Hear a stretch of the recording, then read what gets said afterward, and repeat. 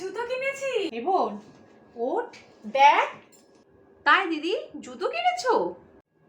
আরে শোন না, কালকে রাত্রেবেলা তোর ভাসুরের পকেট থেকে 200 টাকা নিয়ে নিয়েছিলাম।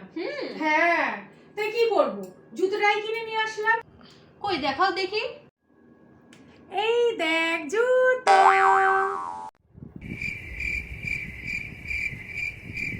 আরে বের করো, নয় দেখবো কি করে। জুতো পরেছি, দেখ দেখ। ই বাবা, তোমার পায়ের থেকে তোমার জুতোটাই বড় গো দিদি।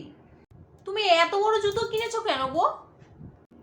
আরে এর থেকে ছোট দেখেছিলাম রে, ওটাও 200 টাকা, আবার এই বড়টা বলছে এটাও 200 টাকা। তাহলে ছোটটা কেন নেবো, বড়টাই নেবো।